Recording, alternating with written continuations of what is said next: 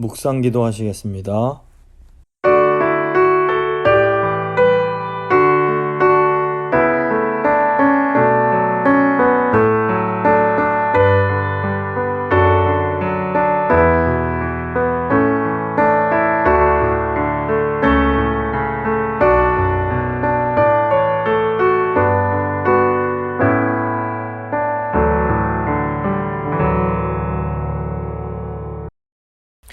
사도신경 고백합니다. 나는 전능하신 아버지 하나님, 천지의 창조주를 믿습니다. 나는 그의 유일하신 아들 우리 주 예수 그리스도를 믿습니다.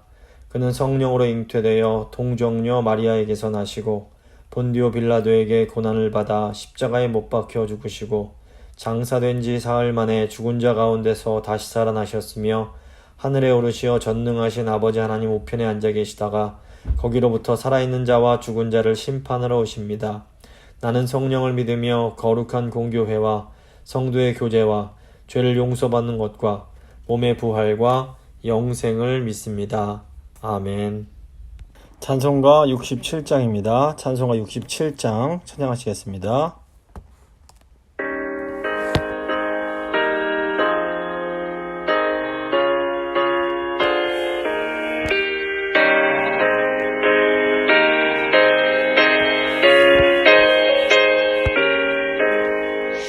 영광의 왕께 다 경배하며 그 크신 사랑 대찬송하라. 일부터 영원히 참번되시니 그 영광의 소를 다 찬송하라. 능력과 은혜 다 찬송하라. 그 옷은 햇빛 그 집은 궁창 그 노래 소리로 주로 하시고 폭풍의 날개로 달려가신다. 저 아름답고 놀라운 일이 가득한 이 땅 다 주의 조화. 그 힘찬 명령에 거듭히나니 저 푸른 바다는 옷자락이라. 실그릇같이 연약한 인생 주 의지하여 늘 강건하리. 온 백성 지으신 만왕이시니 그 자리 영원히 변함없어라.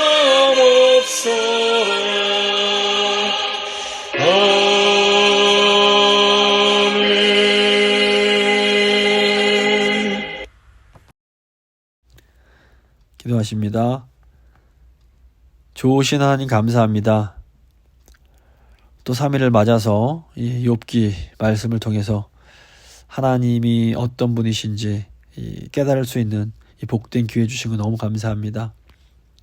오늘부터는 이제 하나님께서 욥에게 직접 말씀하시는 그 내용을 저희가 함께 배우게 될 텐데, 주님 이 말씀 통해서 그 크신 하나님, 정말 전능하시고 주권적이신 하나님을 더 잘 깨달아 알게 하시고, 그로 인해서 저희 믿음이 더 굳어지고 더 하나님을 깊이 사랑하고 더 깊이 의지하는 저희 모두가 될 수 있도록 성령님 저의 마음을 주관하시고 다스려 주시옵소서. 모든 것 주께 맡기며 귀하신 예수 그리스도의 이름으로 간절히 기도드립니다. 아멘. 오늘 주신 하나님 말씀은 욥기 38장 1절부터 3절까지 말씀입니다.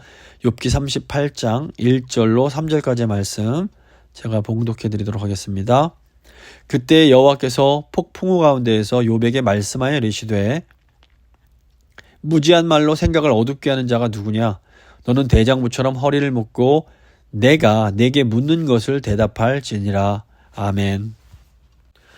오늘은 욥기 33강, 욥기 38장 1절부터 15절까지의 말씀 함께 나누고 기도하도록 하겠습니다. 이제 욥기 38장부터 41장까지는 하나님께서 욥에게 직접 말씀해 주시는 내용입니다. 그동안 욥은 하나님께서 자신에게 직접 말씀하시는 것을 어떤 의미에서 굉장히 두려워하면서도 또 한편은 정말 간절히 바라왔습니다. 욥기 9장 16절 보시면 가령 내가 그를 부름으로 그가 내게 대답하셨을지라도 내 음성을 들으셨다고는 내가 믿지 아니하리라. 그가 폭풍으로 나를 치시고 나를 숨쉬지 못하게 하시며 이런 말이 나오는데 그러니까 욥이 하나님 말씀하시는 걸 두려워했음을 보여줍니다. 하지만 욥은 그럼에도 불구하고 하나님께서 제발 자기에게 한 번은 직접 말씀해 주시기를 바랬던 겁니다. 욥기 23장 23절에서 내가 어찌하면 하나님을 발견하고 그의 처소에 나아가랴 라고 이렇게 단식했고, 또 31장 35절에서는 누군지 나의 변명을 들어다오. 나의 서명이 여기 있으니 전능자가 내게 대답하시기를 바라노라 이렇게 외쳤습니다. 욥의 친구들이 이런 욥의 말을 듣고 전능자이신 하나님께서 직접 말씀하시는 것은 상상할 수 없는 일이다 라고 하면서 욥을 나무랬습니다. 이 선지자 역할을 해준 엘리후마저도 전능자를 우리가 찾을 수 없다라고 하면서 욥 당신의 바램은 불가능한 것입니다 라고 말을 했습니다. 그런데 이렇게 도저히 상상할 수 없던 그 일이 실제로 일어납니다. 하나님께서 직접 욥에게 말씀을 해 주시는 겁니다. 이제 38장 1절에서 3절 보시면 하나님께서 욥에게 나타나시는 내용입니다. 1절 보시면 그때 여호와께서 폭풍우 가운데에서 욥에게 말씀하여 이르시되, 여기서 중요한 것이 욥이 하나님을 찾아간 것이 아니라 하나님께서 욥을 찾아오셔서 욥에게 직접 말씀해 주셨다라는 사실입니다. 근데 이거의 내용이 바로 우리가 믿는 복음의 핵심 중에 하나입니다. 복음이 뭡니까? 복음은 하나님께서 우리를 구원하시기 위해 직접 인간의 몸으로 우리를 찾아오셨다라는 이 기쁜 소식입니다. 원래 유한한 인간이 무한하시고 전능하신 하나님 앞에 나아가서 그분의 말씀을 듣는다? 이것은 불가능한 일입니다. 우리는 이 지구가 자전하는 소리도 들을 수가 없는 그런 한계를 가지고 있습니다. 그런데 온 우주를 창조하신 무한하신 하나님이 이 유한한 인간에게 찾아오셔서 직접 우리에게 말씀해 주셨다. 이것이 복음인 겁니다. 따라서 이 욥을 찾아가서 직접 욥에게 말씀해 주시는 이 하나님의 모습은 우리 하나님이 참으로 사랑의 하나님이시요 복음의 하나님이심을 우리에게 보여줍니다. 하나님이 욥에게 나타나신 겁니다. 구약 성경 보시면 하나님께서 보통 우리에게 하는 백성에게 말씀 주실 때 이 선지자들을 통해서 말씀을 주십니다. 그래서 하나님은 욥에게도 이 엘리후라는 선지자를 보내셔서 먼저 말씀을 해주셨습니다. 그런데 하나님께서 여기서 끝이지 않으시고 이제 어떤 하나님께서 매개자 없이 직접 욥을 찾아오셔서 욥에게 말씀을 해주신 겁니다. 물론 우리는 하나님께서 어떤 방식으로 직접 귀에다 대고 소리를 말씀해 주셨는지 아니면 마음속에서 하나님의 음성을 듣게 하셨는지 우리는 알 수 없습니다. 하지만 지금 하나님이 욥에게 직접 말씀해 주셨다는 것이 굉장히 중요하고 특별한 의미가 있습니다. 오늘 1절 말씀 보면 그때 여호와께서 폭풍 가운데 욥에게 말씀하신다고 그러는데 이 여호와라는 이름이 언약의 이름인 거 아실 겁니다. 성경에서 여호와라는 이름이 사용될 때는 언제나 하나님께서 이스라엘과 맺으신 이 언약과 관련이 있습니다. 그래서 언약은 하나님과 하나님 백성 사이에서 맺는 아주 특별하고 아주 그런 친밀한 그런 결속 관계를 의미합니다. 그래서 언약 백성을 향해서 하나님께서는 나는 너의 하나님이 되고 너는 나의 백성이 될 것이다 이런 말씀을 해주시는 겁니다. 이 구약 시대에는 아브라함의 후손 이스라엘 백성들이 언약 백성들이었습니다. 그리고 신약 시대가 되면서부터는 예수 그리스도 안에서 이 새 언약을 맺은 그리스도인들이 언약 백성입니다. 그런데 이제 지금 보면 하나님께서 이 이스라엘 백성들과 언약을 맺으신 시기가 그 BC 한 BC 15세기 한 1450년 경이었던 것으로 추정을 한다면 그 욥이 살았던 시기는 이때보다도 더 한참 과거였습니다. 그러니까 뭐 하나님이 그 욥과 어떤 비슷한 시기를 살았을 거라고 추정하는 아브라함과도 물론 언약을 맺으셨습니다. 하지만 이 이스라엘 백성들은 아브라함과 언약 맺은 이후로 400년이 더 지나 출애굽을 한 이후에 시내산에서 이제 하나님과 언약을 맺게 됩니다.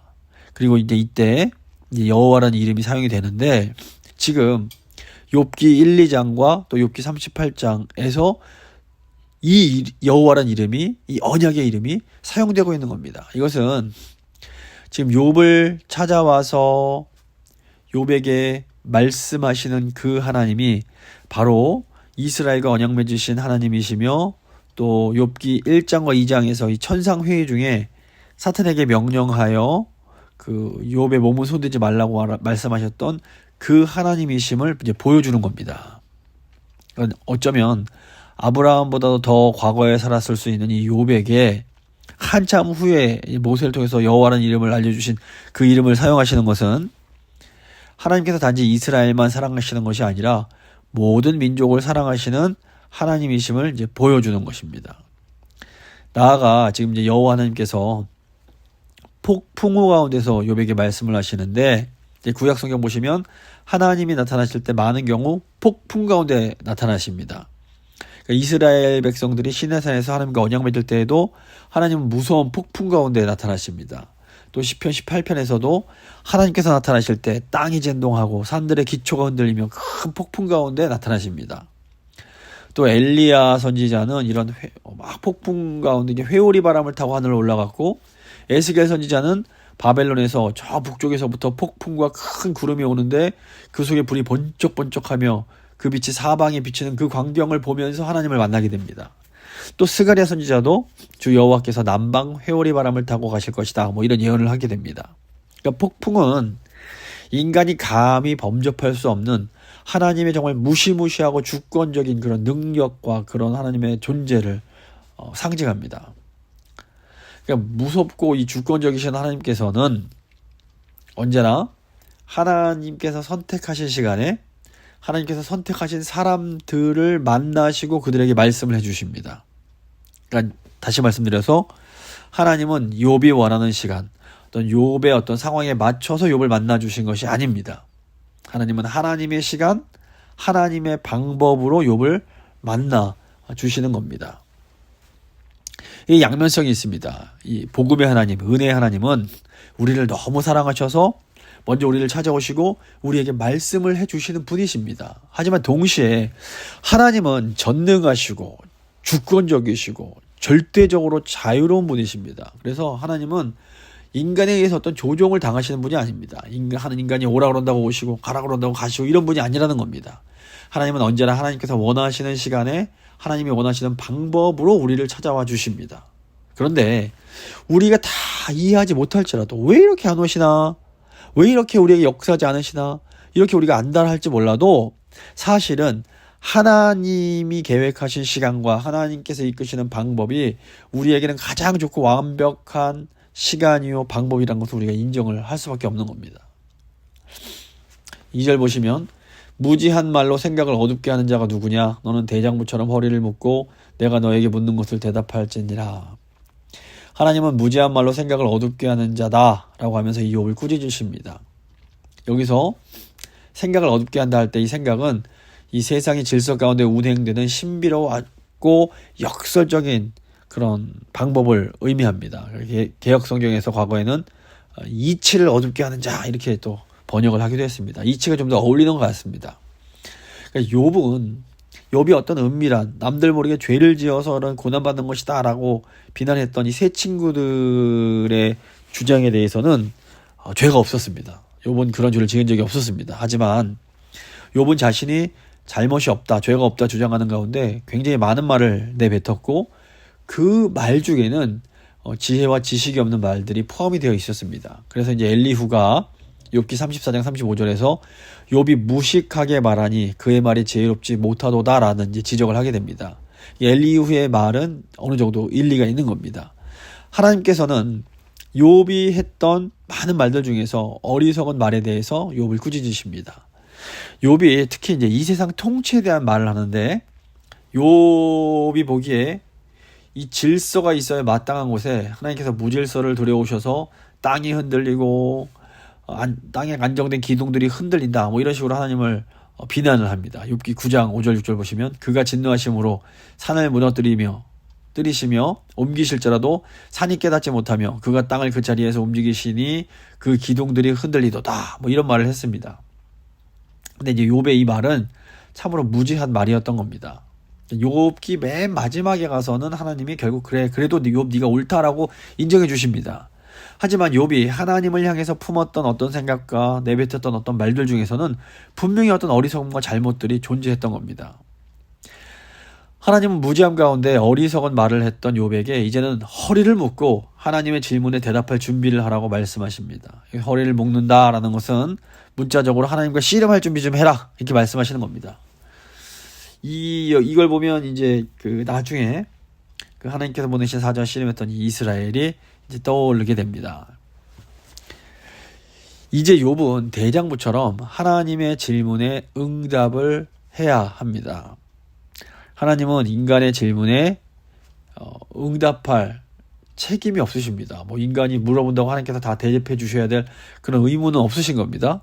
하지만 인간은 하나님의 피조물이기 때문에 하나님께서 질문하실 때 거기에 대해서 네, 아니요, 모릅니다, 응답해야 될 책임이 있는 겁니다. 그런데 하나님은 그동안 욥이 했던 많은 그 어리석은 질문들에 대해서 대답하지 않으시면서 욥에게 지금 굉장히 근본적인 질문들을 던지십니다. 하나님은 뭐 욥기 1장 2장에서 뭐 하늘에서 어떤 일들이 있었는지 욥에게 구차하게 다 설명해 주지 않으십니다.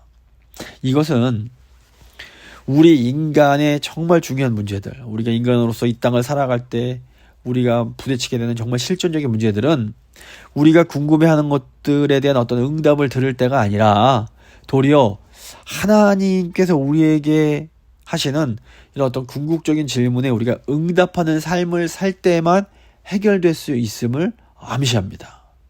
그러니까 인간이란 존재는 다 궁금한 걸 다 알았을 때 어떤 자유를 누리는 것이 아니라 다 알지 못할지라도 하나님께서 우리에게 어떤 질문하시는 것들에 대해서 우리 온 몸과 우리의 삶으로 응답하며 나아갈 때에 비로소 인간답게 하나님의 그 만드신 하나님 형상답게 살아갈 수 있게 되는 겁니다. 하나님께서 이제 이 어떻게 보면 어리석은 모습을 가진 욥을 깨우쳐 주시기 위해서 몇 가지 중요한 이미지를 사용하십니다. 이것은 욥이 하나님이 어떤 분이신지 좀 이해할 수 있도록 욥의 이 눈높이를 맞춰주시는 거라고 볼 수 있습니다. 38장 4절부터 7절 보시면 창조 질서에 대한 내용이 나옵니다. 하나님께서 우선 건축가의 이미지를 사용해서 하나님께서 세우신 이 창조 질서에 대해서 알려주십니다. 4절부터 6절 보시면 내가 땅의 기초를 놓을 때에 내가 어디 있었느냐, 내가 깨달아 알았거든 말할지니라. 누가 그것의 도량법을 정하였는지, 누가 그 줄을 그것의 위에 띄웠는지 내가 아느냐. 그것의 주추는 무엇 위에 세웠으며 그 모퉁이 돌은 누가 놓았느냐. 하나님은 건축자로서 우주를 건축하신 것처럼 이제 설명을 표현하십니다. 모든 건물에 기초가 있는 것처럼 이 우주 건축 프로젝트에도 이 기초가 있습니다. 건축할 때에는 도량법도 필요하고 그 길이를 재는 측량줄도 필요하고 기둥을 떠받치는 강한 주추, 즉 발판도 있어야 되고 전체 건물을 단단히 결속시키는 모퉁이 돌도 필요합니다. 그러니까 하나님께서 이런 건축과 관련된 것들을 통해서 자신이 우주 만물을 설계하신 설계자시며 설계도대로 우주를 측량하신 측량자이시고 우주를 건축하신 건축가다라고 소개를 하고 계신 겁니다. 근데 정말 중요한 것은 하나님께서 설계하시고 측량하시고 건축하신 이 창조세계에 놀랍도록 아름다운 질서가 있다라는 겁니다. 하나님께서 창조하신 세계 속에는 이제 과학자들이 물리적, 화학적, 생물학적 법칙이라고 부르는 이런 자연 법칙들이 뿐 아니라 정의를 중심으로 하는 뭐 도덕적, 사회적, 관계적 질서들이 있는 겁니다. 7절 보시면 그때 새벽별들이 기뻐 노래하며 하나님의 아들들이 다 기뻐 소리를 질렀느니라. 하나님께서 세상을 질서 가운데 창조하실 때에 새벽별들이 기뻐 노래했다고 합니다. 근데 이제 시편과 같은 이런 히브리 문학의 이런 운문, 그러니까 산문과 대비되는 운문들을 보면 대꾸가 많이 사용됩니다. 대꾸는 서로 이제 짝을 이루는 것인데 이 두 개가 같은 내용일 때가 많습니다. 그래서 새벽별들은 지금 다음에 나오는 하나님의 아들들과 대꾸가 돼서 새벽별이 뭘 의미하느냐? 바로 하나님의 아들들을 의미합니다. 그리고 기뻐 노래하면은 다 기뻐 소리를 질렀느니라 라는 이길 것과 또 대꾸가 돼서 하나님의 아들들이 기뻐 소리 지르는 것을 새벽별들이 기뻐 노래한다 이렇게 이제 표현한 겁니다. 그럼 여기 새벽별들은 결국 무슨 얘기냐? 욥기 1장과 2장에 나오는 그 하나님과 함께 있는 천상회의를 하는 천상의 존재들을 이제 상징하는 겁니다. 근데 중요한 것은 뭐냐면 하나님께서 그 놀라운 능력으로 온 우주를 창조하실 때 이 하나님 곁에 있는 초자연적 영적 존재들이 하나님이 만드신 창조물들을 보면서 기뻐 소리를 질렀다는 겁니다. 탄식하고 대단하다 감탄한 겁니다. 그러니까 하나님은 이 세상을 놀라울 정도로 아름답게 창조하셨습니다. 그런데 욥이 너무 극심한 고통을 받다 보니까 이 하나님의 창조가 근본적으로 너무나 선하고 아름답다라는 것을 이제 좀 부정적으로 바라보게 됩니다. 고통으로 뒤틀려버린 이 욥의 눈에는 이 창조 세계의 이제 이 악과 무질서가 이 창조 세계의 어떤 선함과 아름다움을 쓸어버리고 여기에 이 세상에 온통 악한 것만이 남아있는 것처럼 보이게 된 겁니다. 사실 우리가 너무 고난이 극심하다 보면 세상을 어둡게 보게 되고 세상의 아름다움을 잘 볼 수 없을 때가 많습니다. 하지만 그럼에도 하나님은 결코 세상이 그렇게 악이 세상을 뒤덮고 있지 않다 이렇게 말씀하시는 겁니다. 하나님은 세상을 매우 아름답고 선하게 창조하셨습니다. 욥이 생각하는 것처럼 악이 창조 세계로 들어와서 선을 완전히 망가뜨린 것이 아니라는 겁니다. 하나님은 욥에게 질문을 통해 하나님의 선하고 아름다운 창조가 지금도 여전히 우주적 기쁨의 근원임을 알려주고 계십니다. 이 창조의 아름다움을 말씀하시는 겁니다. 하지만 이 하나님의 말씀은 사실 욥처럼 극심한 고난을 받고 있는 사람들에게는 너무나 이게 받아들이기 힘든 말일 수가 있습니다. 그렇다면 도대체 우리를 괴롭히는 이 악은 어떻게 된 거냐 이런 질문을 할 수가 있는데 이제 여기서 하나님께서 또 질문을 통해서 알려주십니다. 38장 8절부터 11절 보시면 하나님께서 이제는 부모의 이미지를 사용해서 이 세상에는 하나님께서 창조하신 세상에는 악을 위한 자리가 있음을 알려주십니다. 8절부터 11절 보시면 바다가 그 모태에서 터져 나올 때에 문으로 그것을 가둔 자가 누구냐? 그때 내가 구름으로 그 옷을 만들고 흑암으로 그 강보를 만들고 한계를 정하여 문빗장을 지르고 이르기를 내가 여기까지 오고 더 넘어가지 못하리니 내 높은 파도가 여기서 그칠지니라 하였노라.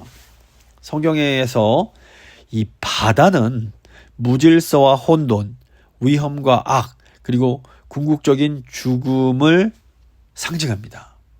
요한계시록도 보시면 이 바다는 악의 근원입니다. 바다 괴물들이 하나님을 대적하는 짐승들이 바다에서 올라옵니다. 또 욥도 자신의 삶을 그토록 비참하게 만든 것들을 이 바다로 표현을 합니다. 욥기 7장 12절 보시면 내가 바다니이까 바다 괴물이니이까 주께서 어찌하여 나를 지키시나이까 이렇게 하나님께 여쭙습니다. 그런데 이제 놀랍게도 하나님께서는 이 바다, 이 악의 상징이 모태에서 터져 나오는 아기와 같은 것으로 비유를 하십니다. 근데 이것은 악이 이 어떤 아기들처럼 귀엽고 사랑스럽다는 의미가 결코 아닙니다. 여기에서 이 모태에서 터져 나오는 아기는 자기 멋대로 돌아다니면서 모든 것을 어지럽히는 굉장히 골치 아픈 존재를 상징합니다. 출산 때가 되고 이제 양수가 터지면서 아이가 뱃속에서 나오면 온 세상이 사실 난장판이 됩니다. 하지만 부모는 모태에서 나온 아기가 자기 멋대로 이제 움직이지 못하도록 옷을 입혀서 강보에 잘 싸서 아이를 눕혀둡니다. 그러니까 하나님께서 마치 이렇게 아기를 가두는 부모처럼 악이 마음대로 돌아다니면서 사방을 난장판으로 만들지 못하도록 이 악의 어떤 울타리를 쳐서 가둬두신다는 겁니다. 근데 하나님께서 구태여 왜 이 악한 존재인 이 악을 귀여운 악에 비유하셨을까요? 이것은 이 악이라는 것이 아무리 대단해 보여도 하나님께서 마치 애기처럼 조금도 하나님께는 위협이 되지 않음을 이제 더 강조하는 겁니다. 인간들은 악의 힘에 압도당할 때가 많습니다. 우리가 거대한 파도가 치는 것을 보면 큰 두려움에 휩싸입니다. 마찬가지로 거대한 악의 기승을 부릴 때면 우리는 그 악에 압도당하고 큰 두려움을 느낍니다. 하지만 아무리 대단해 보이는 큰 악일지라도 우리 하나님께는 그냥 방을 어지럽히고 다니는 그냥 말썽꾸러기 어린 아기에 불과한 겁니다. 그래서 하나님은 이 악을 향해서 분명한 한계가 있음을 말씀하십니다. 하나님께서 여기까지만 오고 더는 넘어가지 말라. 그러니까 파도가 치더라도 파도가 뭐 아무데나 끝까지 가지 못하고 파도가 치는 범위가 정해지는 것처럼 악도 마찬가지라는 겁니다. 지금 욥기를 보면 욥이 받은 고난도 예외가 아니었습니다. 하나님께서 사단에게 네 멋대로 하지만 욥의 생명은 건드리지 말아라 라고 명령을 하십니다. 악을 제한하시는 겁니다. 그래서 이 우주 가운데에는 여호와 하나님의 권세를 넘어서는, 그 권위를 넘어서는 어떤 악도 존재할 수 없습니다. 그러므로 우리는 악이 아무리 대단해 보인다 할지라도 우리 하나님께는 전혀 위협이 될 수 없음을 기억해야 됩니다. 동시에 그럼에도 우리는 이 하나님께서 만드신 이 세상에 분명한 어떤 악의 자리가 있다는 것도 기억을 해야 됩니다. 이 악의 옷과 강보가 지금 암시해 주는 것처럼 악을 상징하는 바다는 하나님에 의해서 강력하게 제한되지만 동시에 또 보호되기도 합니다. 바다가 하나님에 의해서 그 범위가 갖춰지지만 그렇다고 바다가 마르지 않습니다. 창세기 1장 보시면 이 깊음, 어둠과 깊음은 하나님께서 어떤 한계를 두시지만 그렇다고 이게 사라지진 않는 겁니다. 무너지진 않는 겁니다. 그래서 하나님께서 창조하신 이 세상에서는 무질서도 질서와 함께 어떤 자리를 차지합니다. 이게 우리에게는 굉장히 중요한 의미가 있습니다. 하나님이 창조하신 세계에는 분명히 질서와 무질서가 모두 존재합니다. 질서는 모든 것이 잘 갖춰진 세계이며 우리에게 아주 친숙한 공간입니다. 그러니까 욥의 세 친구는 온 세상을 질서의 측면에서만 바라봤습니다. 반면에 이 바다가 상징하는 무질서와 혼돈은 우리가 예상치 못한 어떤 특별한 사건이 벌어지는 공간, 특별한 이런 우리가 예상치 못한 일이 벌어지는 그런 시간이라고 볼 수 있습니다. 이 무질서, 혼돈은 흔하고 익숙한 것 사이에서 갑자기 나타나는 새롭고 종잡을 수 없는 것들을 이제 의미합니다. 세상에서 일어난 일들을 가만히 저희가 보고 있으면 모든 것이 참 안정됐다라고 느끼는 순간에 우리가 예상치 못한 일들이 확 일어납니다. 또 반대로 모든 것을 상실했다, 다 이제 끝났다라고 여겨지는 순간에 새로운 질서가 그런 어떤 재앙과 혼돈 속에서 새롭게 꼽히는 것을 또 우리가 보게 됩니다. 이 사람들은 이 복잡한 걸 별로 좋아하지 않습니다. 그래서 복잡한 것들을 굉장히 자기 나름대로 단순화시켜서 받아들이고 싶어 합니다. 그런데 물론 이렇게 단순화시키는 것도 필요합니다. 하지만 정말 복잡한 현실을 지나치게 단순화시켜서 이렇게 해석하려다 보면 거기에는 문제가 생길 수 있습니다. 그래서 비록 우리 머리로는 다 이해할 수 없을지라도 이 세상에 존재하는 이 선과 악, 질서와 무질서를 있는 그대로 우리가 이제 담담하게 좀 받아들일 필요가 있습니다. 하지만 거기서 그치는 것이 아니라 우리 하나님께서는 세상에 존재하는 모든 선과 악, 질서와 무질서를 다 통제하고 계심을 기억하면서 우리 하나님을 신뢰하고 의지해야 되는 겁니다. 자, 이제 그렇다면 여기서 또 이제 질문이 생깁니다. 그럼 하나님은 분명히 이 선하신 하나님이신데 이 악을 계속 내버려 두신 것인가? 이런 질문을 하게 됩니다. 이제 38장 12절에서 15절 보시면 하나님께서는 이번에는 장군의 이미지로 이 악에게 명령하심을 우리에게 이제 보여줍니다. 12절 보시면 내가 너의 날에 아침에게 명령하였느냐? 새벽에 그 자리를 일러주었느냐? 지금 여기 12절에 나오는 아침과 새벽은 그 어떤 명령을 기다리는 존재들로 이렇게 의인화됩니다. 그러니까 하나님의 명령을 기다리고 있는 겁니다. 그래서 이 새벽과 아침이 이제 어두운 악을 내쫓는 그런 존재들인데, 하나님께서 명령만 해주시면 이제 움직여서 이 악을 내쫓게 되는 겁니다. 그래서 하나님께서 욥에게 내가 새벽 또는 아침에게 이제 일어나서 때가 됐으니 이 어두워진 세상을 밝게 깨워라 명령한 적이 있느냐 이렇게 물으시는 겁니다. 13절 보시면 그것으로 땅끝을 붙잡고 악한 자들을 그 땅에서 떨쳐버린 일이 있느냐 이렇게 말씀을 하십니다. 또 하나님께서는 이제 이 아침과 새벽이 땅 끝을 붙잡고 이제 악한 자들이 그 위에 있는 걸 털어버린 적이 있느냐 물으시는데, 저희가 이 이불 같은 걸 털 때 끝을 붙잡고 이렇게 털어내면 그 안에 있는 먼지가 날아갑니다. 마찬가지로 이 세상에 붙어있는 악들이, 이 어둠들이 이 아침과 새벽에 의해서 이제 떨궈져 나가는 것을 이제 형성하고 있습니다. 이 악한 자들은 본성적으로 빛이 아니라 어둠을 사랑합니다. 악한 자들은 어둠을 틈타서 자기들의 악행을 저지르길 좋아합니다. 그런데 이제 이부자리나 어떤 식탁복 그 가장자리를 잡아서 흔들면 그 위에 있는 것들이 떨어지는 것처럼, 하나님께서는 이 아침에게 명해서 땅의 끝이나 그 가장자리를 붙잡고 세상을 어둡게 하는, 이 세상에 들러붙어 있는 이런 악한 것들을 다 떨쳐버리게 하신다라는 겁니다. 14절 15절 보시면 땅이 변하여 진흙에 인친 것 같이 되고 그들이 옷같이 나타나되 악인에게는 그 빛이 차단되고 그들의 높이든 팔이 꺾이느니라. 동이 트고 이렇게 하나님께서 악들을 떨쳐버리실 때 비로소 이 땅의 아름다운 모습이 드러나게 됩니다. 날이 환하게 밝으면 더 이상 악인들이 이 더러운 범죄를 저지를 수가 없게 되는 겁니다. 그래서 창조 세계에서 아침 해가 뜰 때마다 이 세상을 붙어있는 어둠은 영원하지 않다라는 것을 우리에게 확인시켜 줍니다. 매일매일 새롭게 해가 뜨는 것은 하나님의 창조 질서에서 악이 영구적으로 자리를 차지할 수는 없음을 우리에게 보여주는 그런 어떤 증거와 같습니다. 그래서 악은 창조 세계에서 잠시 자기 자리를 갖게 되지만 그것이 영원할 수는 없는 겁니다. 그러니까 악은 하나님의 목적 속에서 한 자리를 차지하고 있습니다. 하지만 그렇다 해도 이 악의 자리는 엄격하게 제한이 되고 있고, 또 더 나아가 이 악이 영원히 우리와 함께하지는 못하는 겁니다. 결국 이 바다가 완전히 사라지는 날이 오게 됩니다. 계시록 21장 1절 보시면 또 내가 새 하늘과 새 땅을 보니 처음 하늘과 처음 땅이 없어졌고 바다도 다시 있지 않더라. 예수님은 알곡과 가라지가 지금은 함께 자라나지만 결국에는 가라지는 불에 태워지고 알곡은 하나님의 곳간에 들어가는 그 심판의 날이 오게 될 거라고 말씀하십니다.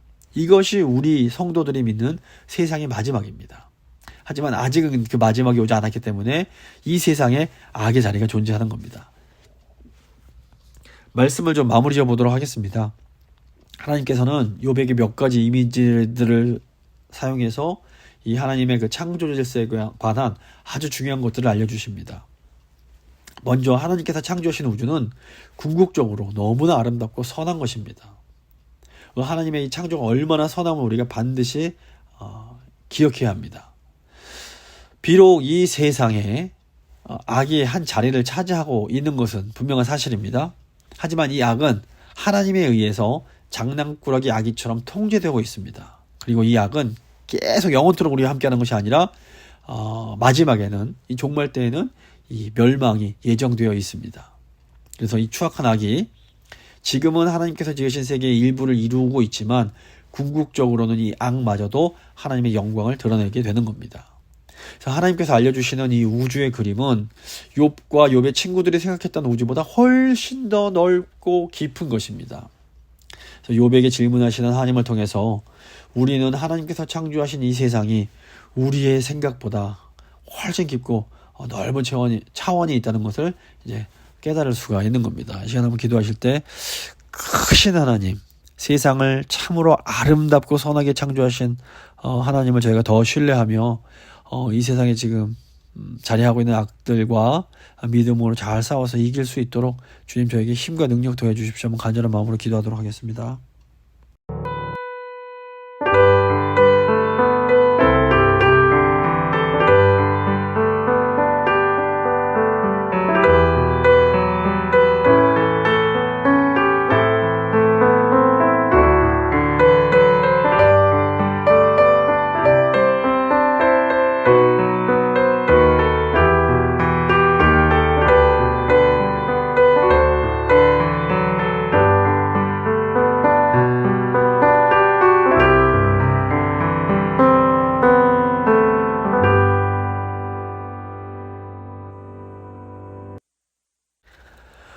온 세상 만물을 선하고 아름답게 창조하신 창조주 하나님, 주님을 찬양합니다.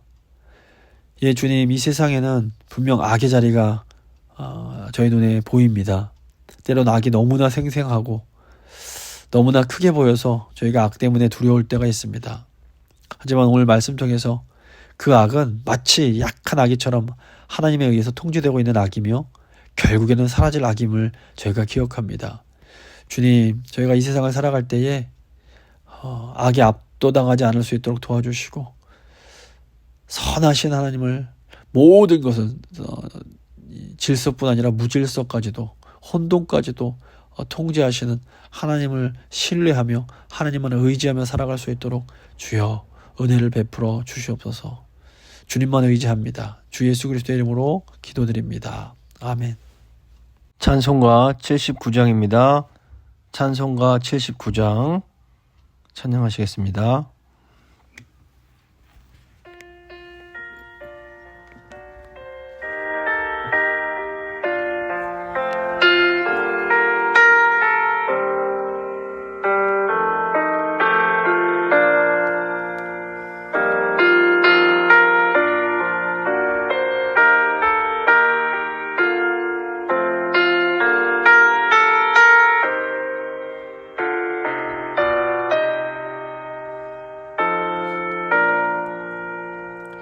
주 하나님 지으신 모든 세계 내 마음속에 그리워볼 때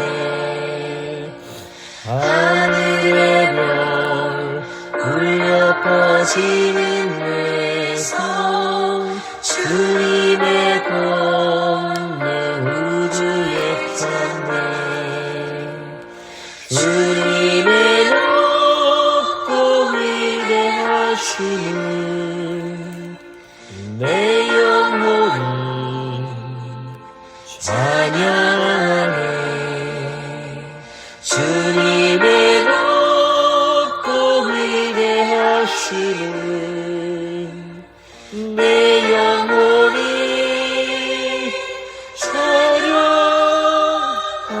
찬양하네. 숲속이나 험한 산 골짜기에서 기적 위는 저새 소리들과 고요하게 흐르는 시냇 물은 주님의 솜씨 노래하도다. 주님의 높고 위대하시는 내 영혼이 찬양하네. 주님의 높고 위대하시는 내 영혼이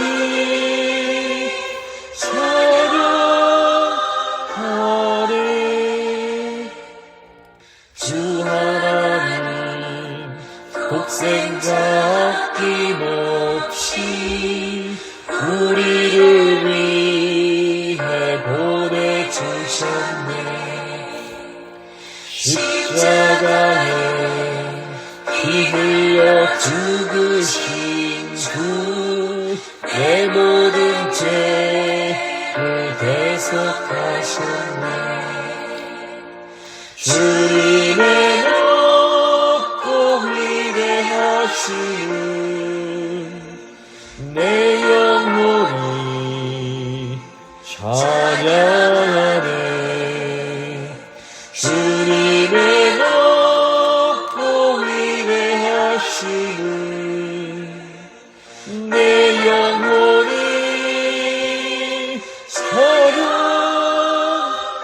찬양하네. 내 주 예수 세상에 다시 올 때 저 천국으로 날 인도하리. 나 겸손히 엎드려 경배하며 영원히 주를 찬양하리라. 주님의 높고 위대하심을 내 영혼이 찬양하네. 주님의 높고 위대하심을 내 영혼이